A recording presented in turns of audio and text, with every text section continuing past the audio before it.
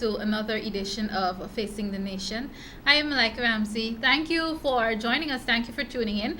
And I'm very excited because this is the final Friday in the month of November, and that means we're getting closer and closer to Christmas. Those of you who have been following this program for some time now would recall that Christmas is one of and so it should be many of you. For many of you, Christmas is one of my favorite times of the year.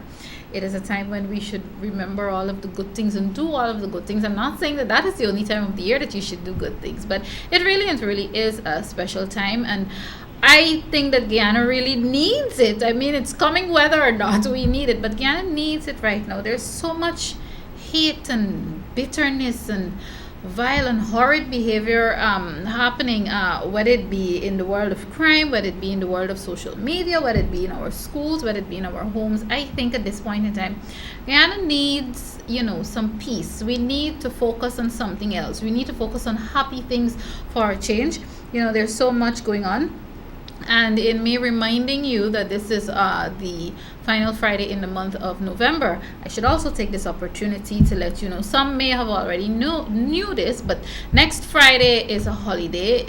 It's a religious holiday, actually. I think some calendars would have it slated for Thursday, actually, but I'm told that a release came from one of the religious organizations that the holiday is actually on Friday, having to do with the sighting of the moon.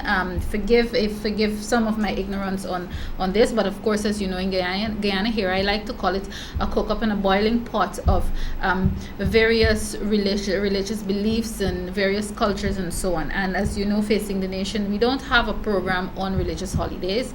I'm not saying that people necessarily shouldn't do that, but Facing the Nation has chosen to respect the religions and the cultures of everyone, so we do not have a program on religious holidays. So next Friday is a religious holiday, and we will not be on air next Friday.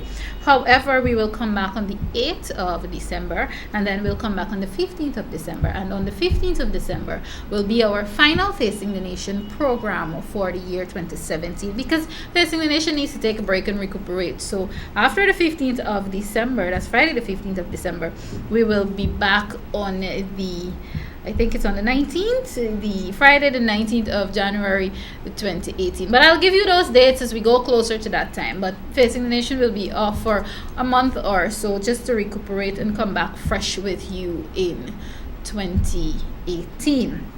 Today, however, no guest, but I have a sort of a magazine style program for you. I'm going to do two things. As you know, Facing the Nation is not the only program I do. There are other two programs that we believe are very informative programs. There's West Side Story that focuses somewhat on development on the West Side. That is West Side meaning Region 3. That is a program that focuses there. It's obviously it's called West Side Story. The last one we did was only about 11 minutes or so. And just to remind you that that program is still up and running. I know CNS Channel 6 would have been gracious enough to air it sometimes, but it's originally aired on the National Communications Network, NCN. So I'll bring to you the one that is about 11 minutes or so. That's the most recent one. I think we did. We would have recorded that early in November. It's not a weekly program, but it's about every 2 or 3 weeks, and most times it is aired or it is recorded at the pace of which there are developmental works going on in various communities in Region 3. That's over on the west side, because we thought it fit to remind the people of the developmental works and the progress and so on taking place there in Region 3. We're hoping that we'll soon see programs like those in various communities, not only one region or so. And I know there's some already, but West Side Story focuses on that. After that, also, we'll bring you the conversation I had last Saturday on NCN. That would have been with the Permanent Secretary of the Public Service Department, Mr. Reginald Brothers. I had a conversation on Conversations in State. That's another program I do. That's called Conversations in State, and it's aired every other Saturday. It's live, actually, on NCN, the National Communications Network. So we'll also bring to you that conversation, a very informative one, reminding you of what is happening in terms of progress and development in our public service. But before I even go to those two clips for you, two programs actually today, there are some things going on in society. I try my best and I'm not the only person who do this. There's so many other persons in society, whether they're doing it on social media, whether they're doing it on television, whether they're doing it by writing columns and letters to the editor. But we have been calling for there to be more protection of our children. And when we talk about children, sometimes we get all emotional and sensitive. And the first we attack is either the Child Care and Protection Agency, who I had Miss Anne Green a few weeks ago here on Facing the Nation. And, she shared with us what the Child Care and Protection Agency is doing to protect our children. We also usually call on the government, in this case the Ministry of Social Protection, to protect our children and to protect our women and to protect our children. And we get all emotional, and we even go into the mode of attacking, whether it's in the former administration or this one. We all are guilty of doing that. But I'd like to remind people that charity begins at home. It is unfortunate where there are homes that some of those young persons, especially young girls, when you're coming close to, when you're at that phase that I call it the transformation phase, late adolescent, early teen years, it's very vulnerable and it's very sensitive, and it is very easy for you to go on a path that is not necessarily good for you. And I'd like to take this opportunity once again to call on parents and fathers, brothers, uncles. Where are you? Protect our girls. And it's more than about protecting them, or more than about they coming to you and tell you, oh, well, somebody at school or somebody on the road did something or say something to me, and then you put on the whole gladiator persona and you go out there and you're ready to fight. It's about more than that.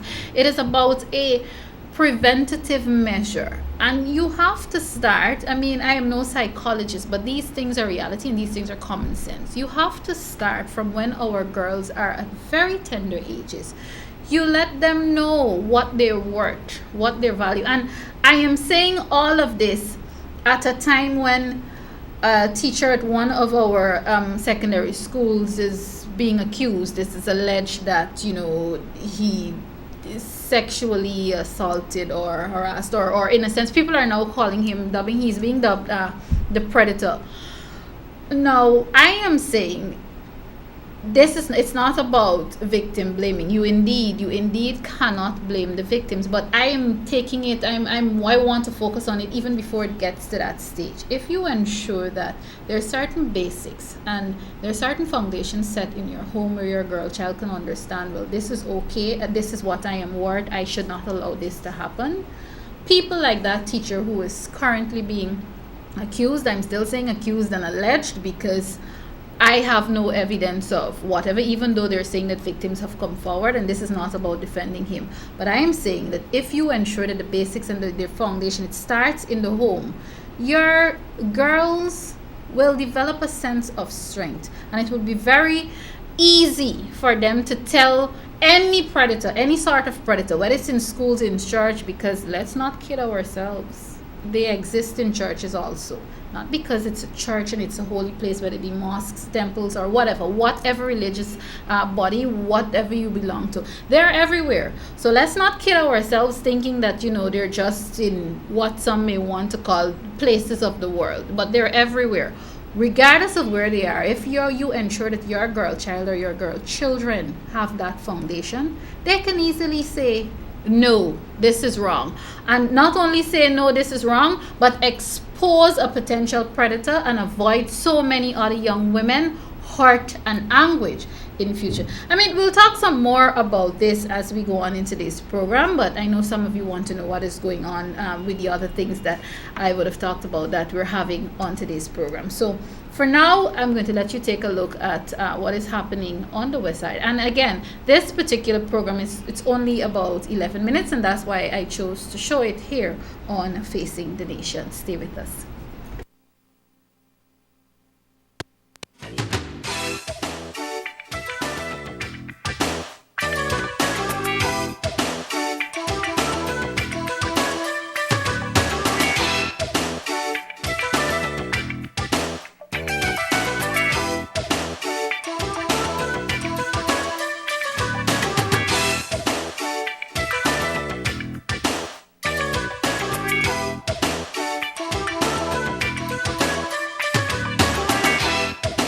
Hello again, Guyana. I am Malika Ramsey, and welcome to another edition of West Side Story.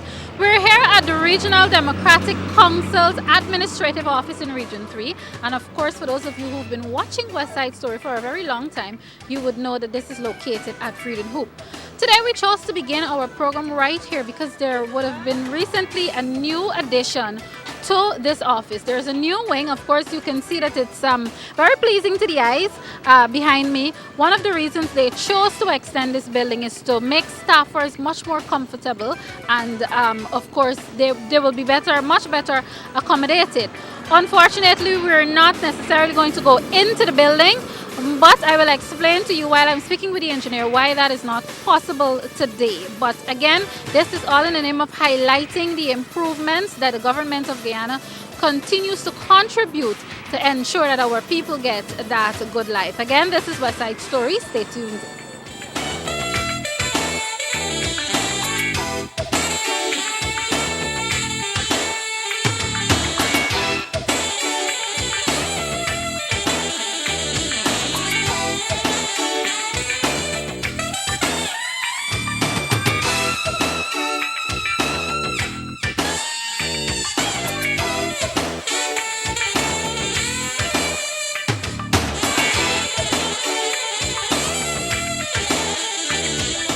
I'm now here with the regional engineer. As I did introduce earlier, that we're at the Regional Democratic Council's Administrative Office here in Region 3. And this week on West Side Story, we begin by focusing on that office. And as you can see, we're standing directly in front of the building, well, I should say new wing. And I have with me here the engineer. He is Vaughn Solomon, and he will tell us cost and so on of the building, how long the construction took, and how comfortable workers, staff members right here at this administrative office will now be after that construction would have been completed and, of course, in a sense, commissioned. Welcome to West Side Story. Thank you. Good morning, everybody. Well, the extension of the regional office here, it came under a capital program. It was awarded to a contractor by the name RP Construction Service at a cost of $9,984,000. And it was the timeline of the construction period was 2 months. Okay. So completed now. We are looking at moving in staff as soonest. All right, about how many staffers will now be accommodated in this wing, and is it a case where they're going to be completely moved from for want of a better word, from the older offices? Well, some departments, we haven't finalized as yet which departments would go into the new wing. However, it would accommodate about 3 or 4 offices, but like I said, it's still a work in progress. So to say, we might also put cubicles in, and this is dependent on some other things. On the lower flat also, we have another 3 offices that will house some of the external departments. For instance, the Bureau of Standards. They will put the office for them in there also. Okay. Viewers, unfortunately, of course, because of contractor regulations and rules, the building, it's not yet completed, so we're unable to go inside and show you exactly what's happening. But West Side Story will certainly return after it is fully completed, and the staff would have been occupying it, and we'll show you exactly how the inside looks and so on. Vaughn, before I let you go, not to push it too much, I know you don't have a crystal ball, but can you give maybe an idea of how soon you expect it to be, the new wing to be fully functional? I would say in about 2 weeks, we should be fully functional in the new wing. Okay. So we can actually probably call it a Christmas gift for staffers. Yes, indeed. Thank you so much for being here on West Side Story. All right. Of course, viewers, this is West Side Story. Stay tuned. We'll be back with much more.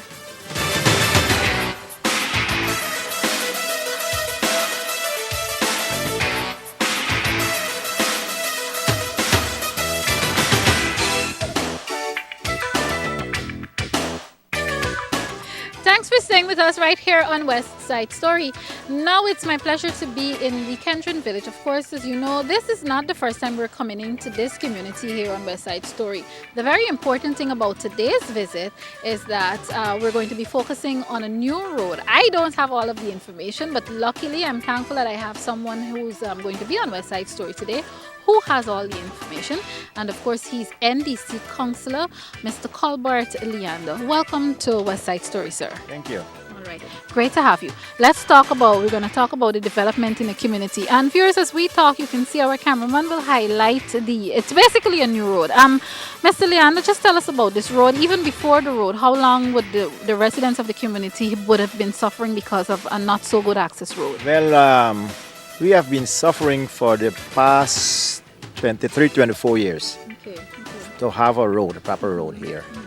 And I'm so happy that since this government has been in office, we are having a road Okay. in Burusiri, Dikendren. Thanks for that. That addition, we're Siri the Kendron. About how many persons live in this community? Well, presently we have in Burusiri we have 32 houses, and we have about, let's say, about 75 occupants in these homes, children and elderly people. And elderly people. Yeah. All right. And how long have you been living in this community? I'm the first person moving this housing scheme. This is a self-help housing scheme built by LFS Bornham. Okay. And I've been living here Uh-huh. for 40 odd years. Yeah, for 40 odd years. Yeah. How do communities, and I mean, viewers, I always like to bring out the human interest and so on in terms of basically community camaraderie and relationships that villagers have. But since the scheme is that old, not old in the sense of bad, how have the residents in a sense evolved? Do you find that some of the same practices, habits and attitudes and so on would have been kept since scheme origination? This community is well knit. We are a close knitted community. We get the name Burusiri by the creek because we are close to the creek. But this is the Kendren. Okay. What is So you the put the Burusiri Burusiri because of the creek? This Okay. half. But I'm the counselor for the whole Kendren. Oh. And the people are very cooperative here. It's just that we have so much of problems with the NDC getting things done with the NDC because Understood. We understand clearly, and viewers, we can definitely read between the lines here. Drainage, because again, this is something big in a lot of communities across our country. What is the situation with drainage and irrigation in this area? well, since I've become counselor in this area, we had problems having work or anything done from the past administration. But since this government get in office, the REO and the region of the whole, the REO, we've been getting a lot of work done through the REO, the drainage, because we had no drainage and stuff. But thanks to the REO and the region administration that we could get some things done in here. We still having problems with the NDC getting work done because of the 17 to 3 councillors of the NDC. We can't get things done. Okay. Well, let's hope that situation changes soon and it changes for the better. Thank you very much, Mr. Leander. It's been a pleasure talking with you, and congratulations on the state of your community, and we trust that you will keep it up. Thanks a lot. All right. Thanks a lot. Viewers, of course, this is West Side Story. We will come to you from another community very soon, and of course bring you more informative updates and so on. And again, it's a reminder of what the APNU AFC administration is doing to better the lives of all of the residents living in this part of our very beautiful country. Stay with us.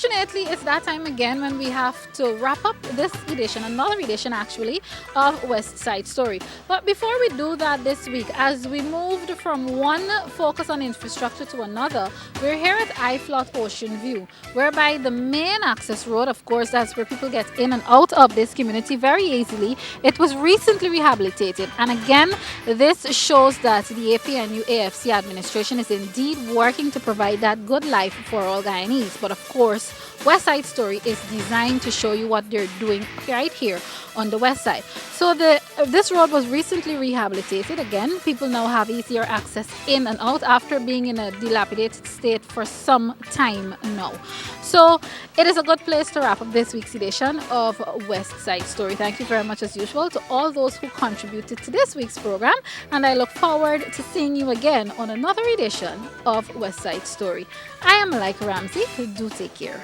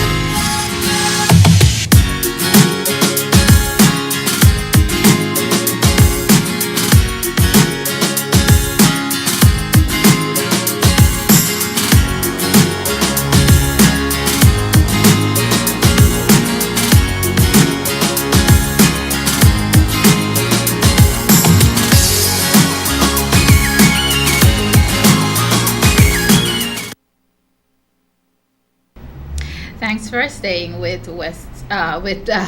Facing the Nation. I almost said West Side Story. Those of you who are now joining us and you're wondering what's happening today, well, we don't have any guests today. We're not having live interviews today, but what we're showing you is interviews that would have been recorded. My next interview coming up in a bit would have been that conversation that I had last week with the Public Service Department's Permanent Secretary, Mr. Reginald Broderson, but we'll get to that in a minute. So if you're now joining us, that is what is happening. For those of you who follow me on social media, the conversations in state, the full conversation in its entirety, that's already on YouTube. So those of you who are, well, I know those of you who are out of the jurisdiction are not necessarily seeing at this point, but those persons out of the jurisdiction can catch everything Facing the Nation on YouTube. Before I even get back to the fact that we need to protect our children, do much more to protect our children, I'd like to take this opportunity. This week we would have lost, well, not a daughter or just only a son, but we would have lost two children of the soil who, from reading their bios and so on, they've done a lot in terms of work, a lot of work for Guyana, and they were true patriots. May their souls rest in peace and rise in glory. Of course, that would have been one of GCOM's commissioner, Sandra Jones, and former PPP Member of Parliament and Government Minister, Mr. Ali Bash. They both passed on during this week, and our thoughts and prayers are with their family and close friends in this their time of grief. So again, may their souls rest in peace, and Guyana will of course always be grateful for what they would have contributed to our beautiful land that keeps getting better and better. Coming back to what we were talking about before we showed that clip about development, and on a note of development, as you can see from that West Side Story clip, there was not much hectic work happening at that time when we visited some of the community. That would have been week before the last, but we promise you that as the works continue, West Side Story will eventually indeed go back to the community, see what's happening, and bring that to you, because we like to show you what is being done instead of just standing there and talking that, you know, this is being developed, this is being built, you know.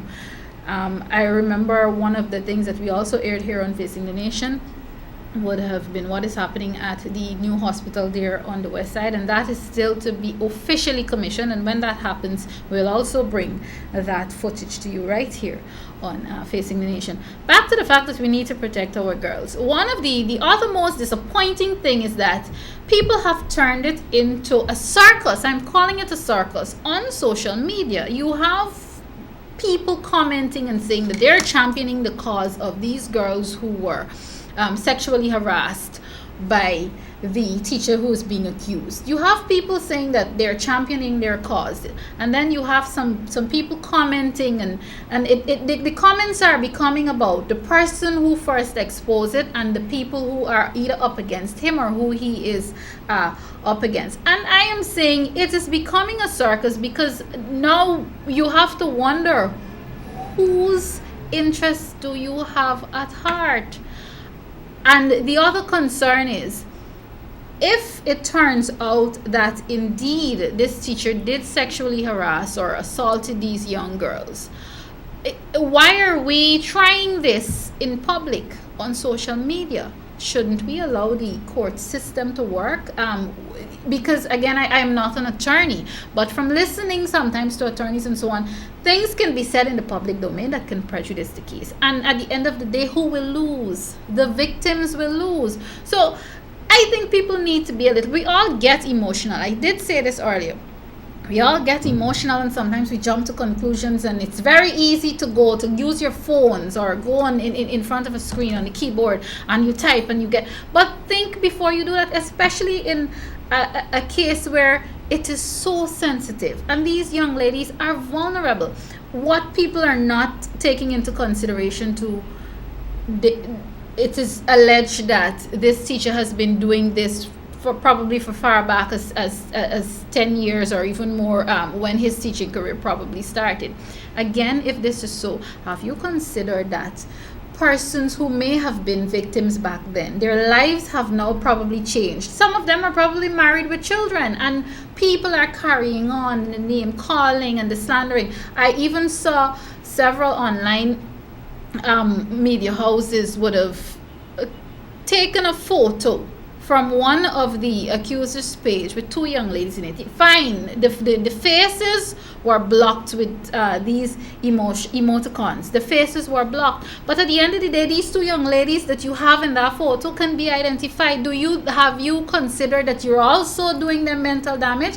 They may not have been harassed, assaulted, sexually, whatever. That may not have happened to them, but you are putting things out in the public domain that can damage a whole lot of people. So I'm not saying don't call out the accuser. That is not what I'm saying at all, because again, there are some sentiments on Facebook now. We're also seeing when people are trying to say, okay, let proper procedure, let justice prevail, let's go through the right avenues. Those people who are actually saying that, there's nothing wrong with them saying it, but then they're being attacked also. So that's why I'm saying that this has turned into a circus and people need to stop. So I am not one of the persons who are going to sit here and say that in the vein that I am defending the accused. I will never ever do that. But at the same time, you have to understand that you are affecting the lives of people that this individual who's being accused would have probably been in contact with in earlier years, especially when you do things